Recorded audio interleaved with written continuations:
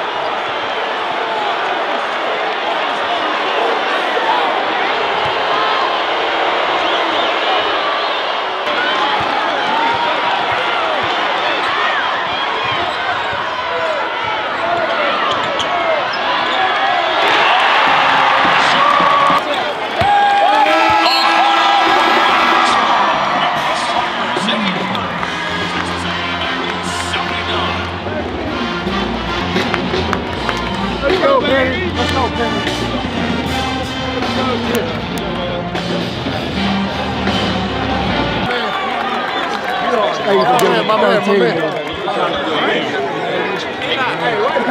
the board. Don't throw your life. And we'll bring the mics around. A very gritty win from the team.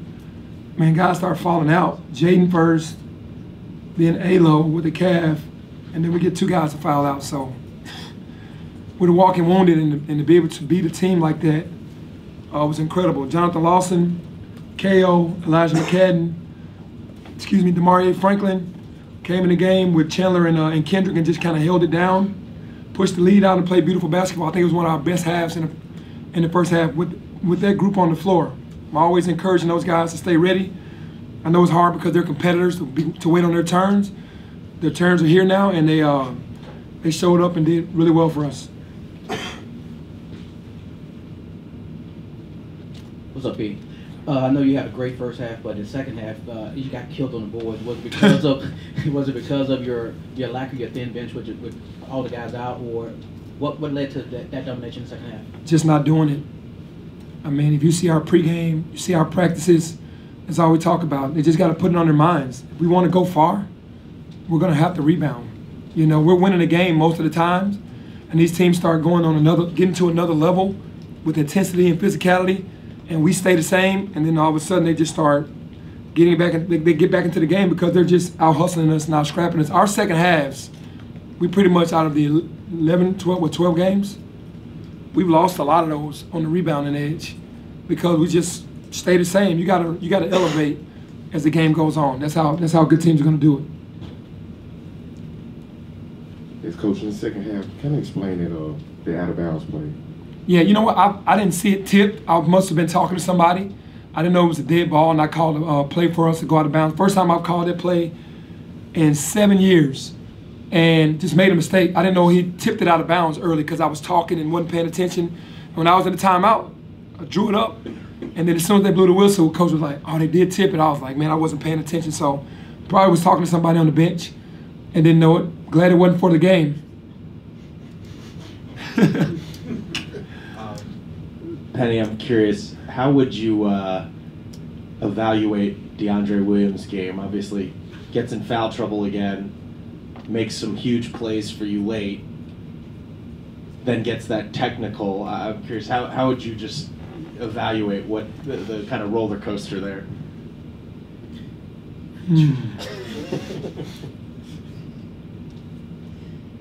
Wow, that's all I can say. I mean, DeAndre, he's a beautiful soul, man. I love that kid so much because I know what he's gone through. But in this basketball game, he's so emotional. He lets his emotions get the best of him. But he made some huge plays in the end. And I did not agree with the call when they said that he fouled because he had the rebound.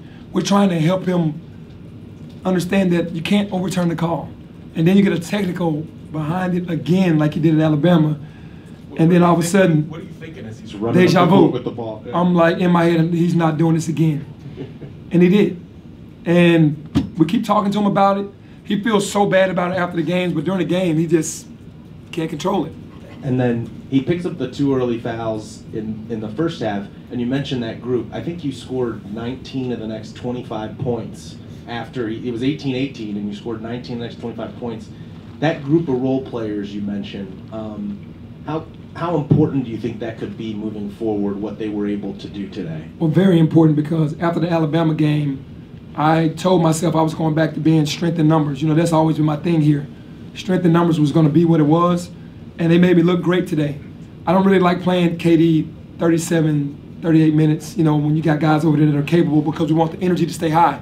And we did a terrific job until the end. We just didn't close the game. But it's important to have that group playing well because we're going to need everybody. We're back to strength in numbers. Coach, talk about Damaria back here, man. Just what he brings. I see aggressiveness. It seems like he was more comfortable this game than he was the previous game, and adds another aspect to your ball club. Yeah, it's just physicality and toughness. We did miss Keontae tonight for sure because that was another able body. But Damaria brought that. He brings the toughness, man. He's just going to fight every possession, and he's going to allow himself to be coached, and he's a perfect teammate. So when you bring a guy on the floor that doesn't have an ego and that's going to run through a wall, you know, you'll always have him out there, you know, with your team because he's always going to be a guy that's going to do whatever it takes. You mentioned Keontae. What's the latest on him? Concussion protocol. When did that happen? I asked him then, and he said he didn't remember, so it must be a really bad concussion. What was it in? I didn't say, okay, I'm joking. But I didn't see it in the game, so I don't know when it happened, but it's concussion protocol. But it Our didn't trainer happen said in practice or anything? no. Okay. After we got back from Alabama, he came in the next day, and it was like he was in a daze. And then you mentioned Alo and Jaden, or what's the specific? I know Alo was reaching for his calf. Yeah, he's overcompensating for that ankle a lot, and as hard as he plays, he usually has a calf start to act up, and I think he shuts himself down before it gets worse, because he had that in high school a lot. Had a lot of bad ankle injuries, and then the calves start, giving way, and he has to come out of the game. And Jaden said something about his hip right now, but it's happening at the right time because a break is almost about to come, so they can kind of rest. But we got one more big game next week, but before our conference starts, so we'll be able to rest up some bodies. And the last thing for me, the Lawsons tonight were fill in the blank. Spectacular. They're winners. Chandler and Jonathan are both winners. They played for me and won for me. They won it for the university. They're just ready. They're ready for their moment tonight. Penny, I got two for you real quick. We talked about DeAndre's foul trouble, but obviously the other guys too that were in foul trouble. Y'all had like 27 fouls. They hit 27 free throws off those fouls. What does it take to kind of preach discipline to your guys? And I know some of those calls may have been questionable or whatever, but how do you kind of tell them to be more disciplined, play more disciplined? We're going to have to do more drill work in practice, honestly, because we are fouling too much. We got to respect that the ref is going to have a quick whistle, with as aggressive as we are. And we're going to have to be more in contained defense and not be so up the line because, they're calling a lot of touch fouls. So for us, we're just going to have to do more drill work on that. And you talk about, strength in numbers. Those guys like KO, who was excellent tonight, and, Elijah McCadden, Jonathan Lawson, all those guys that, weren't playing a ton of minutes. What's it taking for you to kind of get them to be patient when you've got 7, 8 guys in front of them? Yeah, that's the toughest part because Jonathan knows that he can play. KO knows that he can help. They've understood that I've gone with the veteran guys. And they've just waited their turn. They still work really hard. They're not around the practice facility sulking that they're not playing. They were just waiting on their moment. So, again, after the Alabama game, because our guys were so exhausted, I got back to the mindset. This didn't happen because guys got into foul trouble today. I was coming into the game with that mentality of playing more guys because we're switching up defenses. Hey, Penny, back here. Over here. Oh, I'm sorry. All right. That's right. In a game in which DeAndre has the 4 fouls, but you need him in there, he can't be as aggressive as usual on defense, so you give up a lot.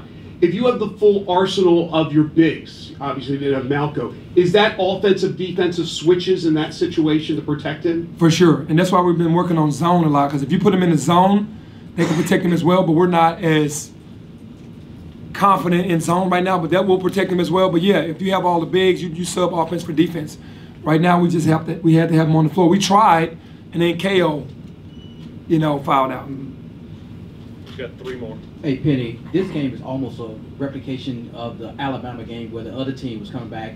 But what does it mean about the maturation of your guys to be able to hold on to that, and how important was that crowd in assisting you in that? Well, it's so important because teams are going to go on runs. Like I said, this was a top 25 team, and it still is, in my book, a top 25 team.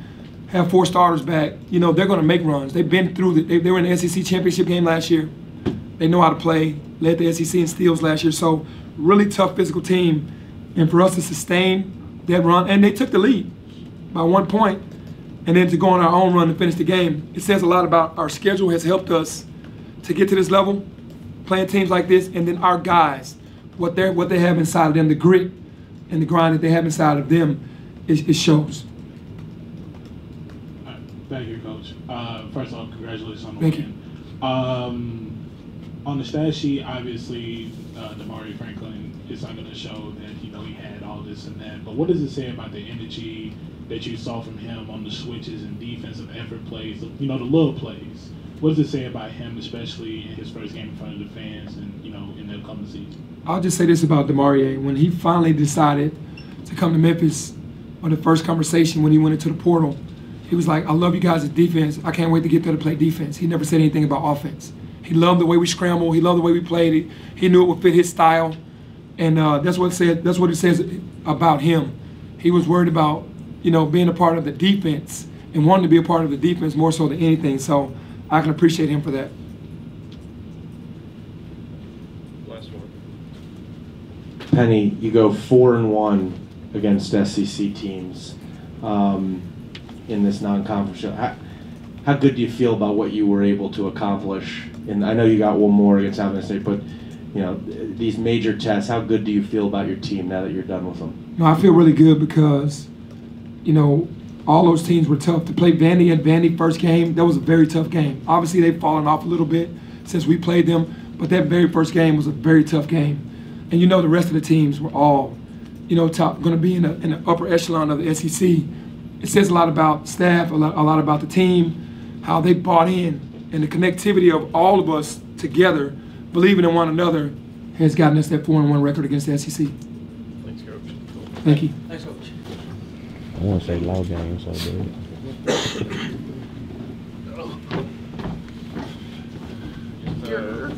Raise your hand and we'll bring the mics around.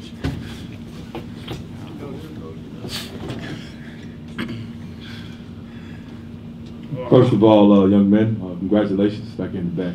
Start with DeAndre the vet. DeAndre, just talk about, man, another tough win. Got a little shaky there at the end with the tech and the personal foul, but just talk about what this means and what kind of team you all have to grit out another big win like y'all did tonight. That's a great question. That was a huge team win, a gutsy win. I just felt like our team just getting closer and better as the season go on. But with Malcolm Dandridge being out and us just having depth and people coming off the bench ready to play, that was humongous. And like Coach said in the locker room, he felt like this was a better win of the season, so it was huge. Ms. Franklin, this is your second game being back. I know last presser, you said you were ready, but there's one thing about being in basketball shape and being in physical shape. So how close are you to really being ready, both offensively and defensively, and what's your ceiling for on this team? I say I'm almost ready. It's gonna take a couple games to get back in that basketball shape. Just from playing in practice is not the same as being in the real game. So I say it's gonna take a couple games. You just gotta stay ready whenever your number's called. Like DeAndre said, like today we knew the bench was gonna have to be huge today with the people we had out. So I was just ready. Jonathan, Damaria just said something about staying ready when your number's called. It's been a while since you've been on the floor. I think 11 days in a game, but step right up and just talk about or how do you feel about how you played tonight? I played decent. I could have did more on the defense and rebound, help drain them out, but I think I did good. You gotta stay ready and stay in shape like they said. I just keep working out every day to try and be ready when my number called. DeAndre, what was this like for you mentally, this game? I mean, you get in foul trouble again, you make these huge plays late when they take the lead, then you foul out and commit the technical foul. Like, what was this all like for you just emotionally, mentally, this experience? It was a lot of emotion. I'm an emotional guy, so everything counts for me. Every possession counts for me. And I'm not going to blame the refs or anything like that because I'm old enough to know I got to control my emotions. And I've been learning that for the past 2 years. And so, but this game was definitely a gutsy win. And it's teaching me to, be more under control when things happening and just, get the win. That's all. What are you thinking as you're walking to the bench after all that happened? Like, it looked like you guys might have the game locked up, and then. Well, I believe in my team, so I was just mad at myself that I, showed that much emotion, after that call. But definitely believed in my team that they'll finish off the game for sure. I got two questions, one for DeAndre and one for anybody. DeAndre, Kendrick said after last game that he had spoken to you about foul trouble and kind of helped hold you accountable, I guess. Mm-hmm. What was that conversation like, and what did you gain from it, perhaps? Oh, I gained a lot. He just basically told me what everybody else is telling me. Just, control your emotions, go out there, be aggressive, but be smart at the same time. So he helped me out. And for any of y'all three, I know some of the calls may have been questionable, but 27 fouls, I think it's the second or third game where you guys have racked up a ton. What's it going to take to kind of play more disciplined and play more under control? I just say we just gotta move our feet better. Just rely on the help behind us and just wall up. I feel like we get those things done and just talk on the defense end mostly. I feel like we'll be fine after that. Jonathan, for your career, you've been mostly a slasher, but now you've been a three-point shooter. What's it been like for you to have that on the college level? I just knew I had to space the floor out because they say we had a lot of shooters this year, but we had lost a lot of guys. So I just had, KD, he bring a lot of attention to him and Dre. So I just had to space the floor out, really. Damaria, it's your first home game. What was it like to hear the crowd, give you so much support? It was amazing. I heard it before I even played, with me just sitting out and everybody encouraged me to get back. So I think it felt good, and I can't wait to play again. Hey, DeAndre, this is the next few games coming up. Is your respect part of your schedule. Mm-hmm. You got more to lose in the game. So how do you go out with the same energy? When the teams they're not as highly respected as the A&M, the Alabamas, that you show up and do what you need to do at the start of the game, so you don't be in a dogfight at the end of the game. We just keep that same firepower that we have now, that we rolling with, and it starts in practice. Continue to compete with each other, and listen to coach leadership, because he has the blueprint. And just stay locked in as a team and as a whole. Damaria, he goes out with 2 fouls in the first half. I think it was 18-18. And y'all proceeded to score 19 of the next 25 points. That unit you guys had out there, I think Jonathan was out there for a good chunk of it. Like, how important do you think that was? How much confidence do you think you guys gained from doing what you did in that first half? I think we gained a lot of confidence. It's not like we didn't go in there without the confidence. Like, we are really good players. We just had to step up in that moment. So I feel like the confidence is always there. We just gotta be ready whenever. I don't mean for y'all to get ahead of y'allselves, but you've been around here for a while, and this team has a real chance, it seems like, to finish the regular season in its entirety with 4 or 5 losses. Obviously, it'd be the best record by far that you've been a part of. How would you kind of describe the atmosphere and kind of the vibe around the locker room, around the team at this point in the season versus the past at the end of non-conference? It's great. Like I said earlier, we just got to continue to build that togetherness going in conference play, and our confidence, I feel like, is building up for sure just off these wins that we're getting. But at the same token, we just got to continue to stack up wins. That's the main thing right now, and but the vibes are good in the locker room, and obviously in games, the crowd. The vibes are real good, for sure. Would you say the lack of respect, maybe not everything has kind of fueled this, wanting to kind of make that statement and prove people wrong? Does that matter to y'all? Definitely. Nobody want to be disrespected. We feel like we can play with the best of them, for sure. But we're just going to do our part on just, staying together and winning games. Thanks, guys. Thanks. Thank you.